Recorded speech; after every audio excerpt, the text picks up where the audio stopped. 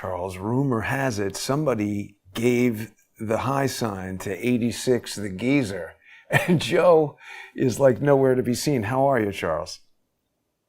I'm delighted to be here, safe and sound, far away from the hellhole that is Manhattanistan. How are you doing? Indeed. I am well. It's good to see you there. Thank you for joining us from your undisclosed international location. What is on your mind, Charles? People are delighted to spend Sunday with Charles here in the new nighttime international time slot. We still have our First Amendment forum coming up after, but what are we going to be discussing today on the show?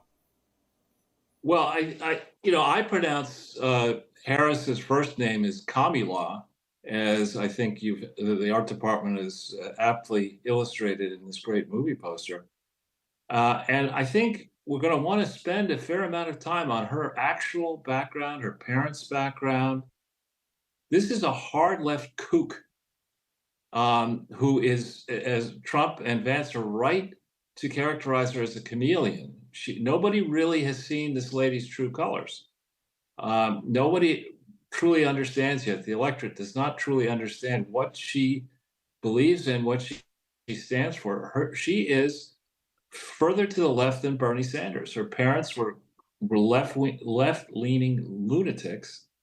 And she's always catered to a far left audience. She came up through the ranks, to the extent she, quote, came up through the ranks through California and through San Francisco. I mean, I don't think I'm ever going to go back to San Francisco in my lifetime. It's such a hellhole.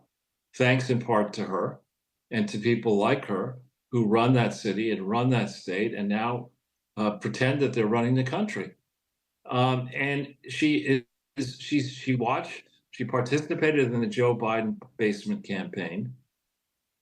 She's not completely stupid, so she must have understood long ago that Biden is a walking corpse. His mind is shot, as Trump has aptly pointed out. If she attended cabinet meetings, she must have seen this firsthand. This isn't an administration. This is a Potemkin village of a presidency. I mean, right? I mean, Joe Biden is not calling any shots. No. Right? He's getting shots, and we don't know what the medicine is that he's getting if he's still alive. And she had to know all this. Yeah. And then you tick off the different.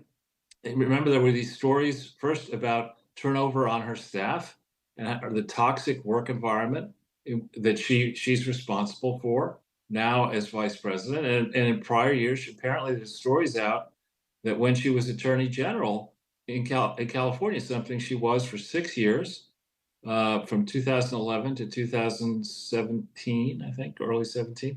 And she ran that office. She forced people, according to certain accounts, to stand up. Her senior staffers had to stand up every morning and say, "Good morning, General." I mean, she's no general. She's barely a lawyer. She's barely a competent. She's not a competent politician. While she was attorney general, which was the post that launched her candidacy for Senate, the Clinton Foundation was extremely active in California fundraising. No part of it was lawfully organized or operated. They raised hundreds of millions of dollars in that time frame. Much of it was stolen. And unlike her counterpart in New York State, Tish James, who ran on a campaign of putting Trump in prison in part for charity fraud, Commiela decided that even though her office had flagged different portions of the Clinton charity fraud empire for different reasons, she didn't prosecute what she could have prosecuted. Of course, she didn't prosecute it. Her job was to cover all that shit up. And then she was a hapless senator. She didn't get a single piece of legislation across the line.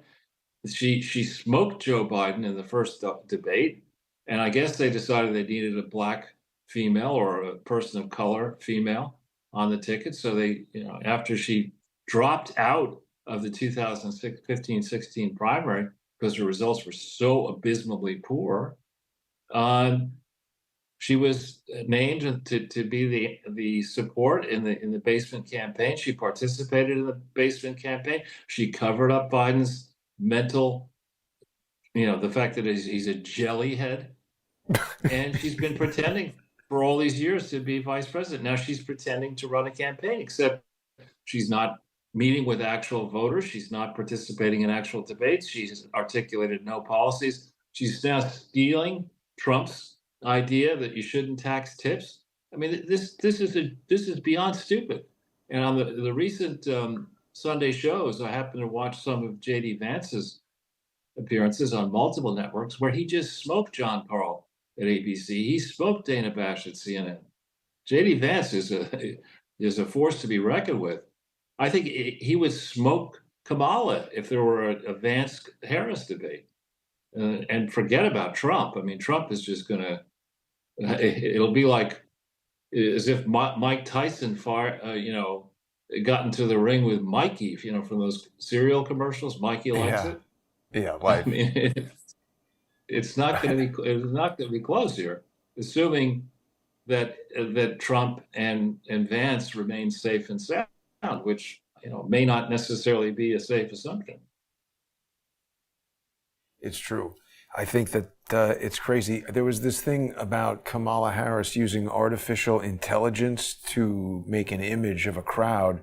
They're acting like it's the most insane thing anybody could ever say. I looked at the image. It's hard to tell. Certainly most things you see have some degree of photo enhancement, and where it becomes unethical, who knows? But she's got so much official stupidity, Charles. Does she really need artificial intelligence? Now, wait a minute. This looks like it may have been, No, that's a different similar image. People are comparing this image. Yeah, I don't know. I wasn't convinced that it was artificial intelligence, but she's officially pretty stupid, Charles.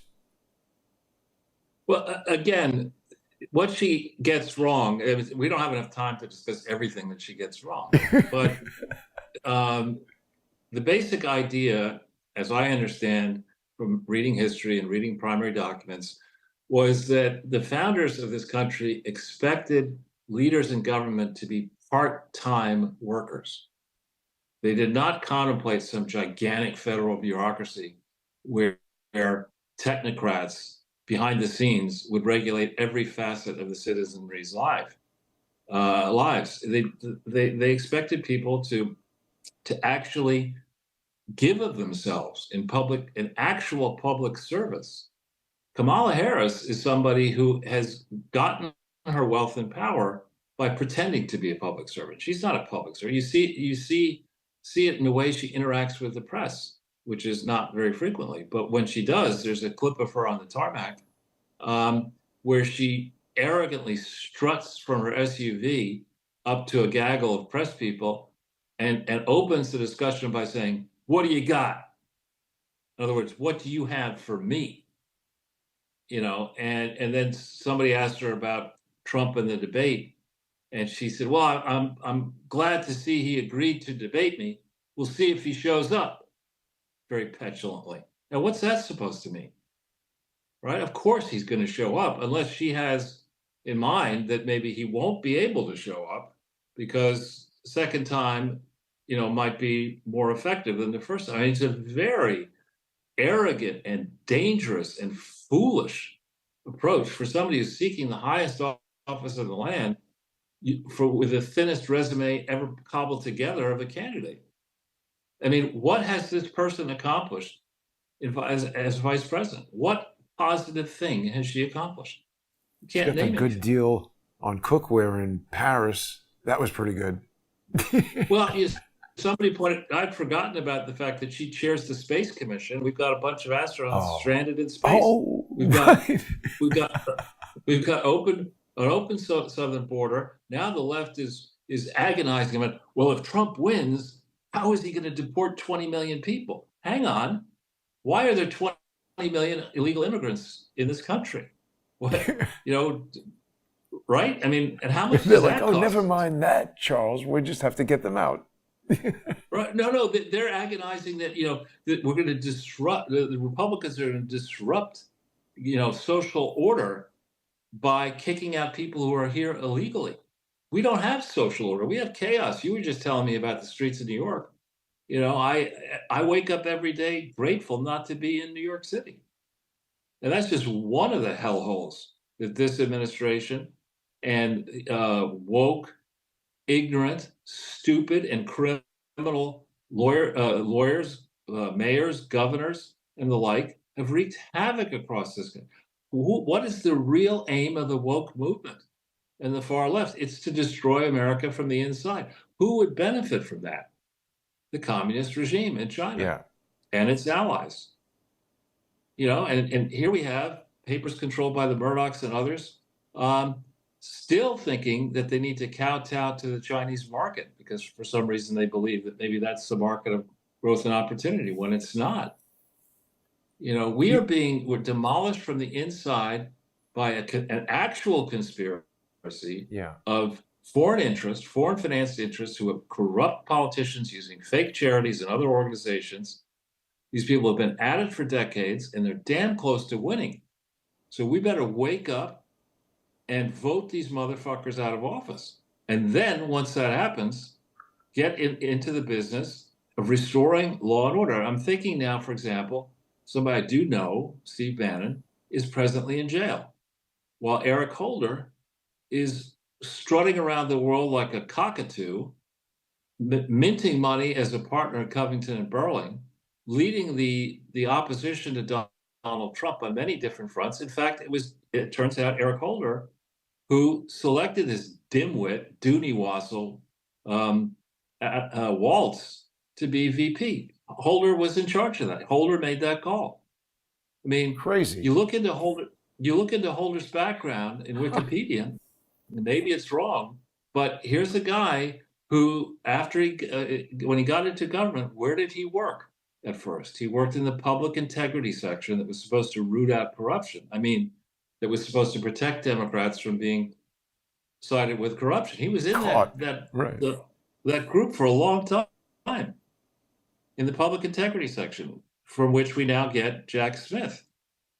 Right? You look at his lists of contacts. You look at the fact he was the guy who was then responsible for overseeing pardons. And the worst pardon that Bill Clinton put out was, I don't think it was Mark Rich. It was this Susan Rosenberg and some of the other people in the FALN. I mean, these are actual Susan Rosenberg was a convicted terrorist. Talk about J6 insurrection. This is somebody who actually was involved in bombing the U.S. Capitol. She was a felon. She had served 18 years. And she then leaves after she's pardoned by Bill Clinton in early 2001. She eventually ends up close to this Act Blue organization, which is which is being investigated at last, I think, by either a congressman or a senator. And the Act Blue is a shameless Tammany Hall front. It is not a real organization. It is not run properly. It is not following any of the applicable rules and regulations. It is a conduit for dirty money into the hands of dirty politicians who are trying to dirty up this country and destroy it. Act Blue needs to be, and its various allied organizations, many of which are tied to the Clintons and the Obamas. These organizations need to be put under the microscope. If they're breaking laws, as I suspect they are, they need to be severely punished. If they're serial lawbreakers, they need to be taxed out of existence. The people behind this need to go to jail where they belong for the rest of their lives, of course, after fair trials. We're not talking about J6 processes. They need to have the full-throated defenses. They need to avail themselves of all the constitutional protections that are available. But there needs to be a series of trials against these serial criminal grifters in charity land. Eric Holder being a prime target, Loretta Lynch being another one, James Comey being another one.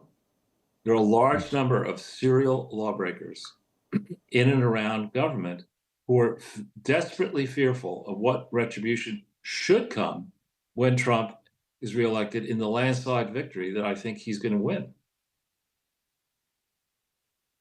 I hope so, Charles. It was quite ominous. Kamala Harris saying, we'll see if Trump shows up. It's a little bit like, Victoria Nuland can never it's like some idiot who's like, I'll see you at the surprise party later, Charles. You know, they Right. just can't resist letting you know that they know something. I don't think people are putting enough attention on the danger of that, a renewed attempt on Donald Trump's life, because the people who, I mean, either we agree it was one person sneaking up on the roof or it was a conspiracy of sorts. And if so, there are people out there who still have an interest in not figuring out who did it. Exactly. Exactly. And I think in a real contest take, for example, in tennis, this Djokovic and Alcaraz, right? They don't need to cheat to win. In fact, what they want is the strongest muscle power and wiliness from their opponent, because strength in a tennis match between two champions yields a fantastic match, right? Where both people push one another to greater heights. The Democrats, it would seem, and certain elements in the rhinos, the only way they can win is by cheating. And so they do. And they have been for a long time. Yeah. And Charles, along the they're lines desperate of what you were just bringing up, look at what I just found. Here's a photograph. I think, what is this, 17th Street? We've walked by this before. This is the townhouse that was exploded by a bomb made by the Weather Underground. This is just, right near a place that we walk. Actually, that's between 5th and 6th Avenue, and it's either on 9th, 10th, 11th, or 12th Street. I forget which. 12th, but something like that. I remember the incident. I was living in the village then. What year was that? 1970. Yeah, I was 14 years old then. 57 sticks of dynamite. Okay. Yeah. So this is, Bernadine Dorn and Bill Ayers. There's Dustin Hoffman. He apparently lived next door or something like that. But, they're friends with the Obamas, and people are like, no big deal. They were bombing buildings and stuff like that. I mean, what? They've got people in jail for walking into the Capitol and doing nothing. Well, somebody just now is going to get a 20-year sentence. I saw, for supposedly assaulting a police officer for January 6th. Wow.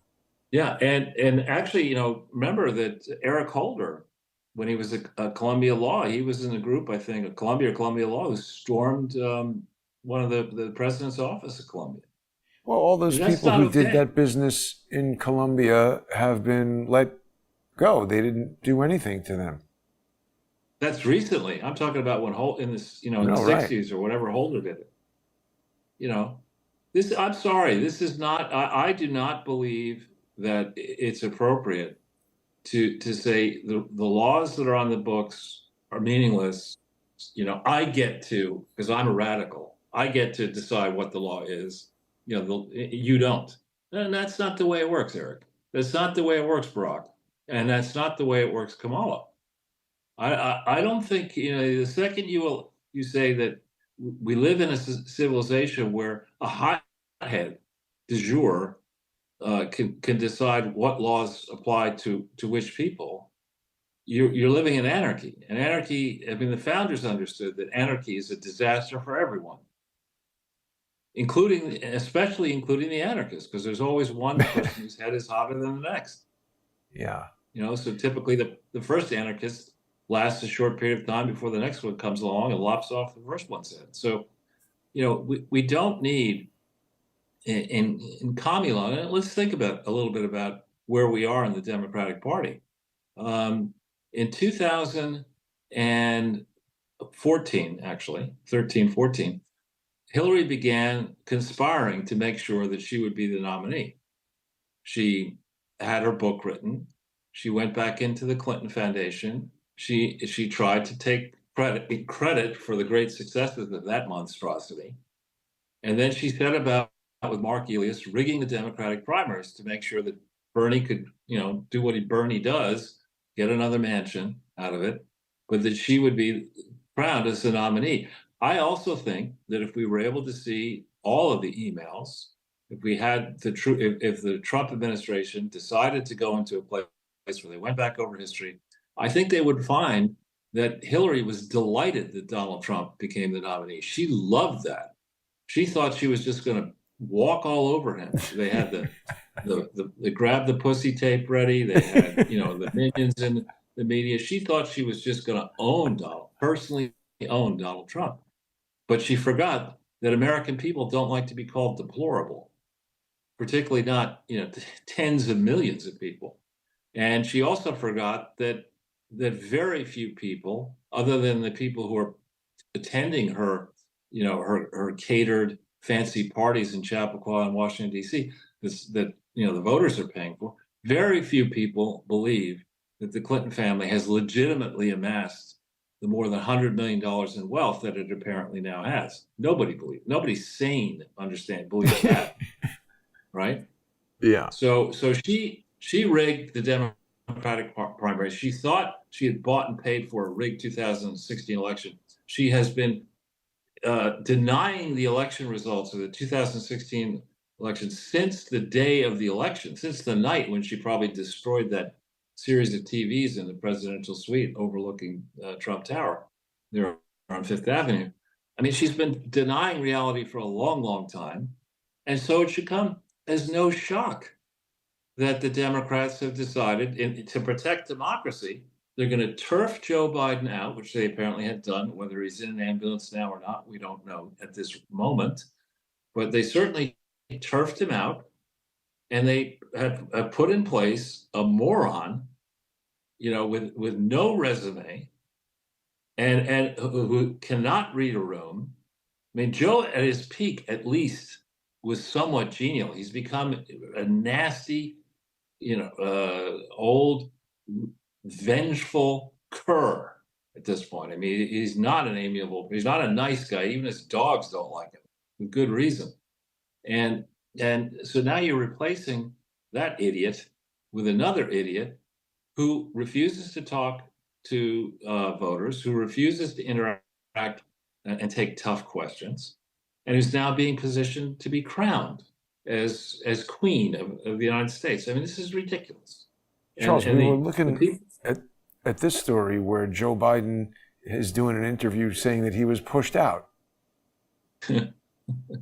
Well, maybe he should like a turd. complain to the president of the United States about that. Well, maybe he should complain to the president of the United States about that. I mean, exactly. What is going on here? Right? I mean, is Jill still at the Olympics, or has she come home?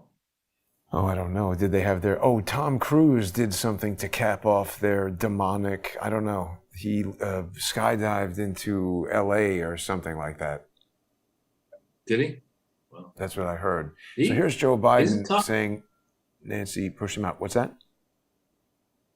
Isn't Tom Cruise over 60 years old now?